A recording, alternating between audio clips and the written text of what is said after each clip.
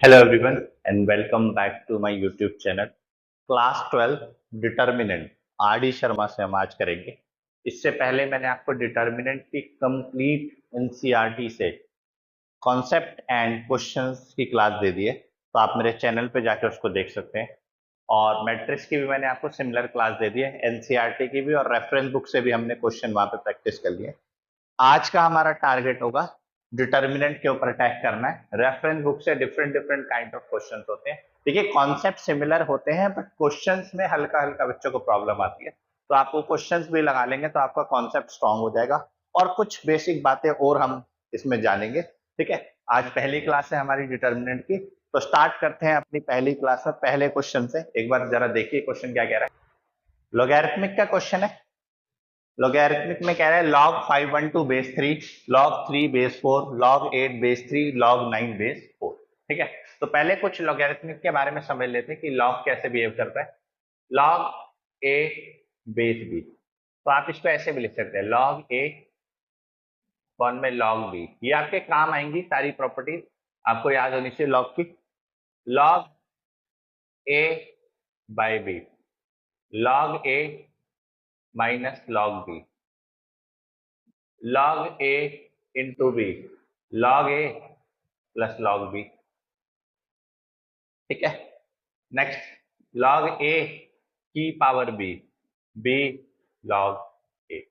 ठीक, ये टोटल चार प्रॉपर्टीज है। log की और भी होती है बट ये ज्यादा यूज होती है, तो इसको आप ध्यान रखेंगे। डिटर्मिनेंट सॉल्व करना है तो बेसिक वही तरीका, सिंपल। 2 इंटू टू का है, इसको इससे मल्टीप्लाई कर दो, तो log 3 512 into log 4 minus log 3 4 into log 8। तो एक काम करते हैं, हम इसको कभी भी सॉल्व करना हो तो ये जो आपका 512 है, इसको आप प्राइम फैक्टर में कन्वर्ट करेंगे तो ऐसा कुछ आएगा। log 2 की पावर 9, ठीक है, बेस 3 इंटू log 4 है 3 की पावर 2 माइनस, ये तो ऐसी रहेगी, log 2 की पावर 3। ठीक, अब ये वाली प्रॉपर्टी लग जाएगी log की। 9 log 2 अपॉन log 3 कर दिया मैंने। क्या किया मैंने?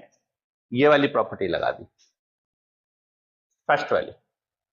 इंटू 2 आ गया ये लॉग में, इंटू 2 आ गया, इसमें भी ऐसे ही कर दिया, log 3 log 4।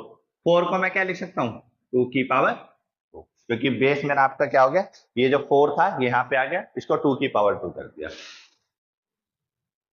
log 3 log 4, 4 को मैंने क्या कर दिया, 2 की पावर 2, और इसी तरीके से 3 आगे ले लिया into log 2 upon log। Agreed? चलिए, तो ये हो गया 9 into 2 18, 9 into 2 18 into log 2 upon में log 3 मल्टीप्लाई log 3 अपॉन में 2 log 2, क्योंकि पावर आगे आ जाएगी, तो 2 इंटू log 2। एग्री?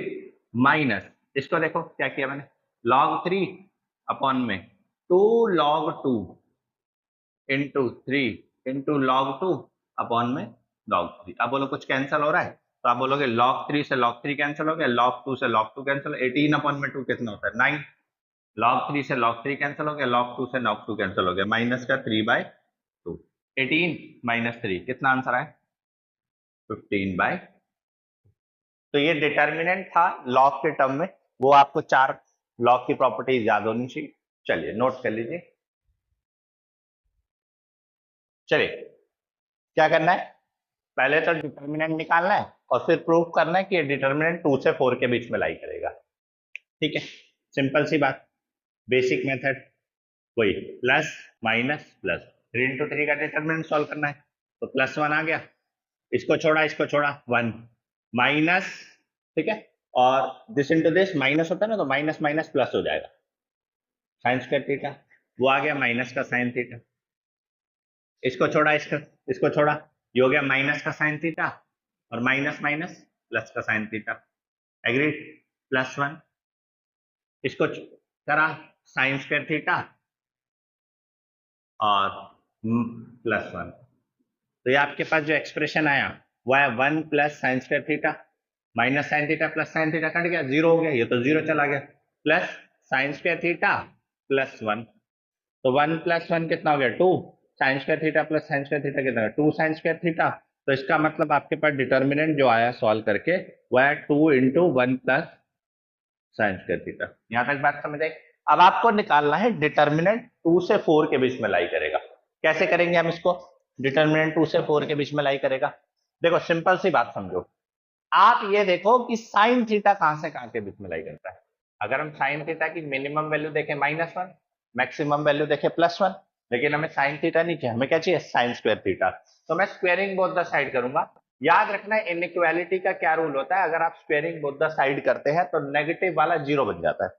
ऑब्वियस सी बात है ना भाई, आप नेगेटिव वाले को जीरो ही बनाएंगे क्योंकि स्क्वायर फंक्शन है, स्क्वायर फंक्शन की मिनिमम वैल्यू जीरो होती है। तो आपने क्या किया, स्क्वायरिंग बोथ द साइड कर दिया। अब दोनों तरफ क्या ऐड कर दिया, 1 ऐड कर दिया, 1 plus sine square theta 1 plus 1, तो ये आ गया 1 plus sine square theta 1 plus 1 2। लेकिन आपको क्या चाहिए 2 चाहिए, तो दोनों तरफ 2 से मल्टीप्लाई कर दो, तो आ गया 2 into 1 plus sine square theta, 2 2 जा 4, तो 2 डिटर्मिनेंट 4। बोलो हैंस। बात समझ आई? ये आपने डिटर्मिनेंट सॉल्व किया है, ये आपने प्रूव कर दिया, और प्रूव करने के लिए हमने किसका हेल्प ली, साइन थीटा की मिनिमम वैल्यू और मैक्सिमम वैल्यू की हेल्प ली। ठीक है जी, चलिए नोट कर लीजिए। चलिए ये क्वेश्चन देखिए, ग्रेटेस्ट इंटीजर का है। जनरली बच्चों को इसमें प्रॉब्लम आती है क्योंकि ग्रेटेस्ट इंटीजर को वो समझ नहीं पाते हैं कि ग्रेटेस्ट इंटीजर काम कैसे करता है। देखिए कह रहा है denotes the greatest integer less than और equal to the real number. X की रेंज दे रखी है, वाई की दे रखी है, जेड की दे रखी है। अब समझने की कोशिश करते हैं एक बार ग्रेटेस्ट इंटीजर को। मतलब मैंने आपसे नंबर लाइन ली और नंबर लाइन में मैंने नंबर प्लॉट कर दिया -2 -1 0 1 2। एक और ले लो -3 +3। पहले मैं ग्रेटेस्ट इंटीजर समझा देता हूं। अब ग्रेटेस्ट इंटीजर कहता है लेस देन इक्वल टू का मतलब क्या होता है, अगर आप 1 से लेकर 2 तक के बीच में, 1 से लेकर 2 तक के बीच में, जैसे आपने 1 रखा 2 रखा, 1 पे 1 ही आएगा, 2 पे 2 ही आएगा। इंटीजर पे इंटीग्रल वैल्यू देगा, जैसे ये दोनों इंटीजर है ना, तो ये इंटीग्रल वैल्यू देगा। लेकिन अगर 1 से 2 के बीच में आपने कुछ भी रखा, 1.1 1.9, ठीक है 1.999, कुछ भी वैल्यू रख लो, तो ये क्या देता है, ग्रेटेस्ट इंटीजर लेस देन और इक्वल टू। लेस देन का मतलब क्या होता है कि भाई 1.1 इंटीजर तो है नहीं, नॉन इंटीजर है, तो 1.1 अगर मैं इसके अंदर डालता हूं तो मेरा रिजल्ट जो आएगा वो इंटीजर बन जाएगा, यानी non integer will be converted into integer. लेकिन वो इंटीजर जो होना चाहिए लेस देन और equal to the real number. अब लेस देन का मतलब क्या हो गया, 1.1 से छोटा इंटीजर कौन सा है 1 है, 1.9 से छोटा इंटीजर कौन सा है 1 है, 1.999 से छोटा इंटीजर कौन सा है 1 है। तो आप इनमें से कोई सी भी वैल्यू डालो, answer will be equal to 1। यानी कि 1 से लेकर 2 तक के बीच में आप कोई भी वैल्यू डाल दो, उसका आंसर हमेशा 1 ही होगा। तभी तो कह रहे हैं लेस देन और इक्वल टू। एग्री? जैसे एक और एग्जांपल ले लो, अब 2 से 3 के बीच में आप 2.5 डालो तो 2 आएगा, 2.999 डालो तो 2 आएगा, ठीक है 2.09 डालो तो 2 आएगा, क्योंकि छोटा इंटीजर कौन सा है, मतलब अगर इनमें देखें सबसे ग्रेटेस्ट इंटीजर कौन सा है, तो 1.1 और 1 में कौन इंटीजर है 1 ही तो है। तो इसका मतलब ग्रेटेस्ट इंटीजर लेस देन और इक्वल टू, हाँ अगर 2 डाल दिया तो 2 ही आएगा। यानी इंटीग्रल वैल्यू पे ये बिल्कुल सेम वैल्यू दे देता है, और नॉन इंटीग्रल वैल्यू पे दो नंबरों के बीच में जो छोटा वाला नंबर होगा वो देगा। छोटा नंबर का मतलब क्या है, अगर मैं बोलूं 1 और 1.99 में से इंटीजर कौन सा है, तो आप बोलोगे 1 इंटीजर है। ठीक है, बात समझे। अब आ जाओ नेगेटिव की बात करते हैं। अगर मैं नेगेटिव में बोलता हूं, जैसे मान लो मैंने आपसे बोला -2, जैसे -1 डाला, -1 डालने पर -1 आएगा। अब -2 डालने पर क्या आएगा भाई, -2 डालने पर क्या आएगा -2 आएगा। अब what about the in between value, जैसे माइनस का मैंने डाल दिया 1.5, तो बताओ क्या देगा ये, क्या ये -1 देगा या फिर ये -2 देगा। अब ये वाली सोचने की बात है, क्योंकि पॉजिटिव में तो बड़ी जल्दी समझ आ जाता है। अब कह रहे हैं denotes the greatest integer less than और इक्वल टू, कह रहे हैं denotes the greatest integer less than equal to. अब ग्रेटेस्ट इंटीजर कौन सा होगा इसमें से, अगर हम -1.5 की बात करें तो विल इट बी -2 और will it be -1, that will be the question mark. ठीक, अभी ये समझ नहीं आएगा, इसको एक बार देखते हैं, नेगेटिव वाले को देखते हैं। पहले हम पॉजिटिव वाले से बात करते हैं, 0 से 1 और 1 से 2, यानी y कह रहा है पॉजिटिव दे रहा है और z कह रहा है पॉजिटिव दे रहा है, ये सिर्फ नेगेटिव दे रहा है। इसको अभी हम रोकते हैं, पहले इन दोनों को पढ़ते हैं। अगर मैंने बोला ग्रेटेस्ट इंटीजर y, और y कहां से कहां तक है, 0 डाल सकते हो, 0 से 1 के बीच में कोई भी वैल्यू डालो। अब 0 डालो, 0.0 डालने पर 0 आएगा, 0.1 डालने पर भी 0 आएगा, 0.999 डालने पर भी 0 आएगा। यही बात समझ में आ रही है? चलिए जी, 1 और 2 के बीच में अगर हम बात करें तो 1 और 2 के बीच में z, ऑब्वियस सी बात है 1 और 2 के बीच में कितना आएगा, 1 आएगा। क्यों? क्योंकि ग्रेटेस्ट इंटीजर कौन सा है, 1 ही तो है।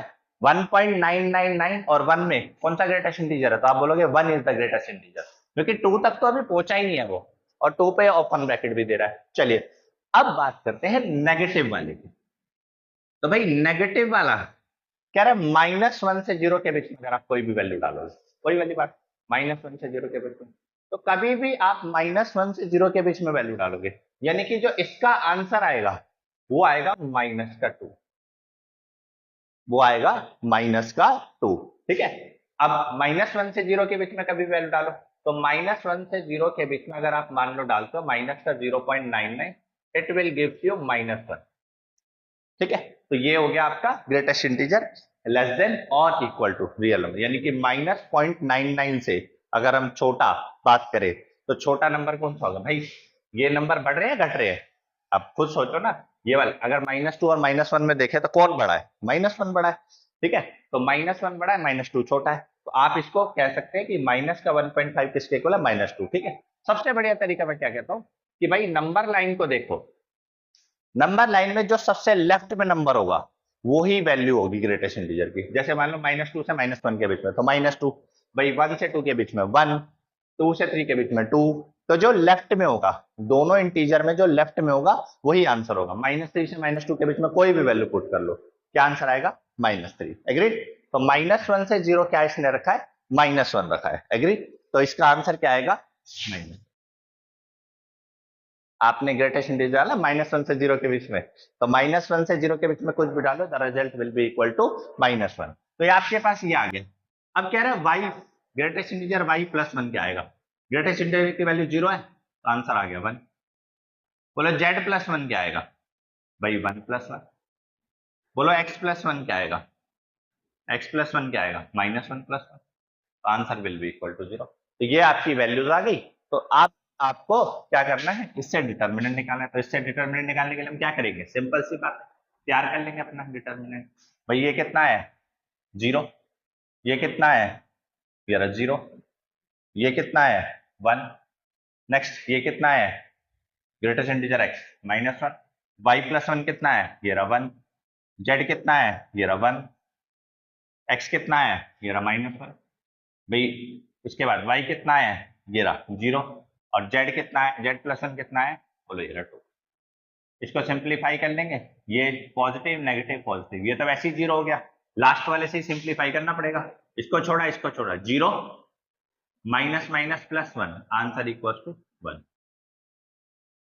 तो ये आपका ग्रेटेस्ट इंटीजर आ गया। तो आपको बस इतना समझना है, -2 से -1 के बीच में अगर हम देखें तो आंसर विल बी -2, क्योंकि ग्रेटेस्ट इंटीजर नेगेटिव डाल, इसका ग्राफ भी आप समझ सकते हैं। ठीक है, लेकिन अभी के लिए सिर्फ इतना ही समझने की जरूरत है कि ग्रेटेस्ट इंटीजर कैसे काम करता है। 1 से 2 के बीच में आप कोई भी वैल्यू डालो, 1 डालोगे तो 1 आएगा, 1.5 डालोगे तो भी 1 आएगा, 1.9 डालोगे तो भी 1 आएगा।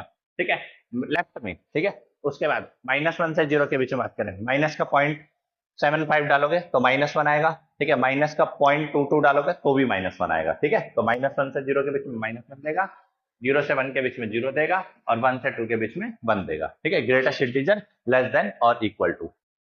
चलिए जी, नोट कर लीजिए, देखिए क्वेश्चन क्या कह रहे हैं, if a b c are the vertices of equilateral triangle whose each side equals to a then prove that this। ठीक है, तो एक सबसे पहली बात समझते हैं कि अगर मैं इक्विलेटरल ट्रायंगल बोल रहा हूं तो उसका एरिया क्या होगा, √3/4 a स्क्वायर। कंडीशन नंबर 1 ये समझ ली, अगर मैं इक्विलेटरल ट्रायंगल को समझता हूं तो उसका एरिया तो ये होता है, और अगर मैं अपने ट्रायंगल के कॉन्सेप्ट से निकालता हूं तो उसका फॉर्मूला होता है half of x1 x2 x3 y1 y2 y3 1 1 1 determinant. अब एक काम करना है हमारे को, सिंपल सी बात है, हम यहाँ देख रहे हैं ये बिल्कुल सही बन रहा है, बट यहाँ पे 2 2 2 है। 2 2 2 है का मतलब क्या है, आपने ऊपर नीचे 2 से मल्टीप्लाई और 2 से डिवाइड कर दिया, सिंपल सी बात। x1 x2 x3 y1 y2 y3 1 1 1 agreed. अब ये टू डिटर, देखो मैट्रिक्स में मल्टीप्लीकेशन अलग चीज होती है, डिटर्मिनेंट में मल्टीप्लीकेशन अलग चीज होती है, ये बात जाना। मैट्रिक्स में कभी भी आप मल्टीप्लाई करोगे तो आपको इस स्केलर क्वांटिटी को सारे एलिमेंट से मल्टीप्लाई करना पड़ेगा, लेकिन डिटर्मिनेंट कहता है अगर आप इस स्केलर क्वांटिटी को अंदर मल्टीप्लाई करना चाहते हैं तो या तो एक रो या एक कॉलम से करना है।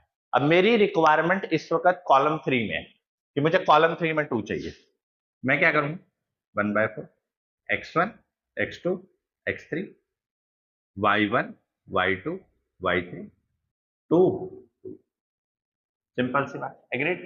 अब मुझे इसके साथ कुछ कोफिशिएंट नजर नहीं आ रहा तो ये 4 डिवाइड में था, इधर आके मैंने मल्टीप्लाई कर दिया, तो जब इधर मल्टीप्लाई हुआ तो ये ऐसा कुछ आया, 4 triangle equals to x1 x2 x3 y1 y2 y3 2 2 2। और आपको क्या नजर आ रहा है वहां पे, स्क्वायर नजर आ रहा है, स्क्वायरिंग बोथ द साइड कर दो, स्क्वायरिंग बोथ द साइड करते ये क्या हो गया 16 x1 x2 x3 y1 y2 y3 2 2 2 का होल स्क्वायर। कंडीशन नंबर 2, दो दो इक्वेशन आ गई। अब आप क्या करो, यहां से ट्राइंगल अगर आपने देखा एरिया कितना है √3/4 ए स्क्वायर, इसमें पुट कर दो तो जाएगा √3/4 ए स्क्वायर का whole square, x1 x2 x3 y1 y2 y3 2 2 2 का होल स्क्वायर।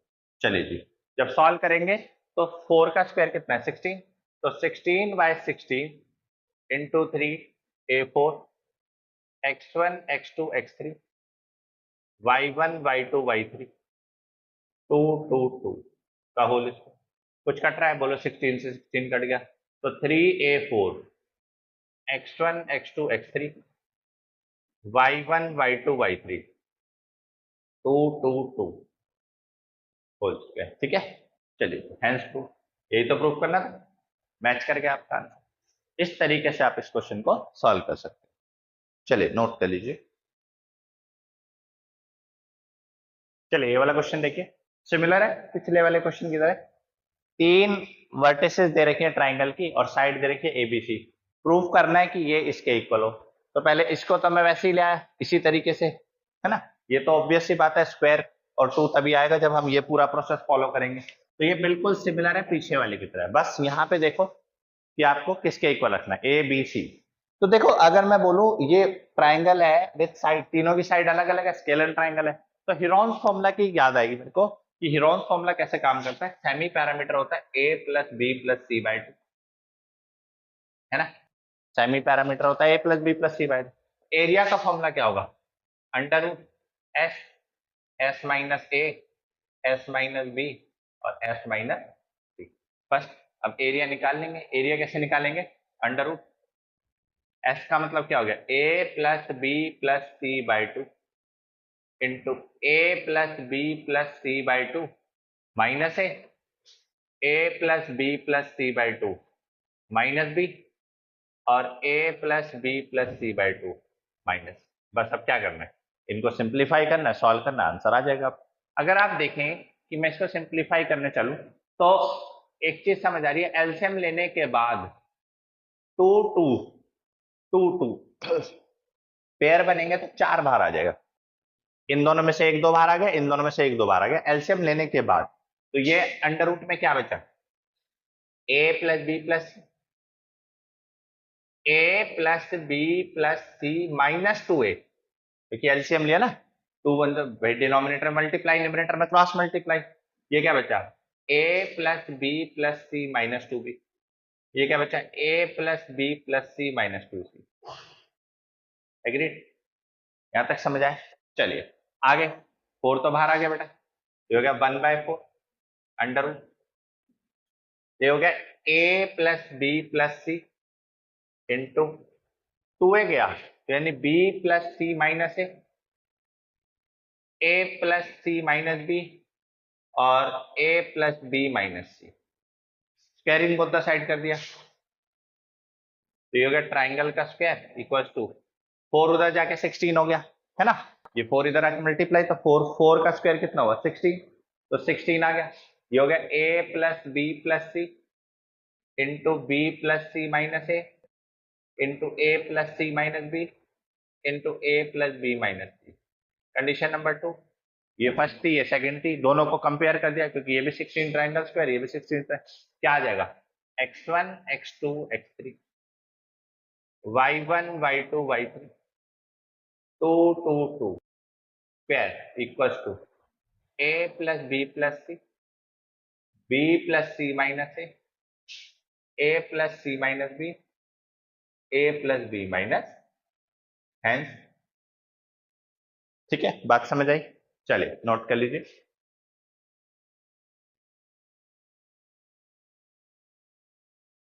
चलिए कुछ यूजफुल रिजल्ट है, सम इंपॉर्टेंट रिजल्ट, इनको आप जरा अच्छे से समझ लीजिए, एक एक मार्क्स के क्वेश्चन में आपके लिए बहुत इंपॉर्टेंट रहेंगे।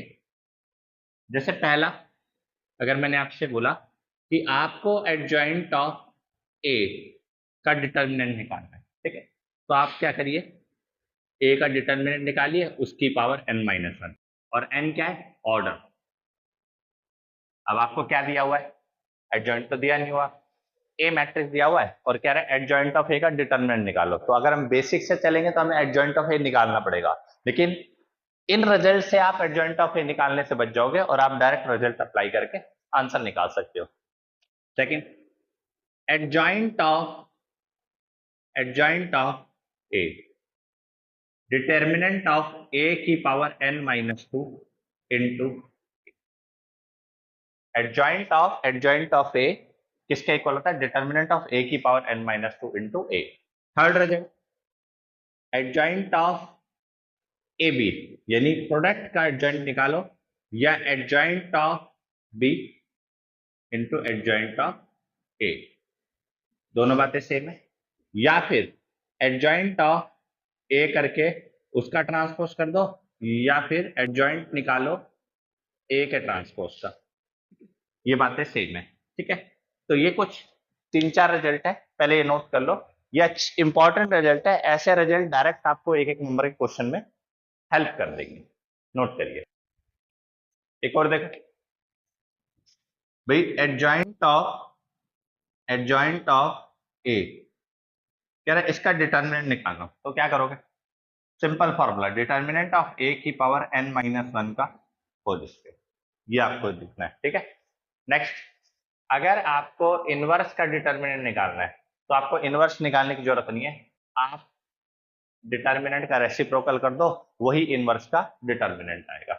ये कुछ बेसिक रिजल्ट है जो आपको हेल्प करेंगे एक मार्क्स से क्वेश्चंस के अंदर। ठीक है, चलिए याद रखिएगा, इन रिजल्ट को नोट कर लीजिए।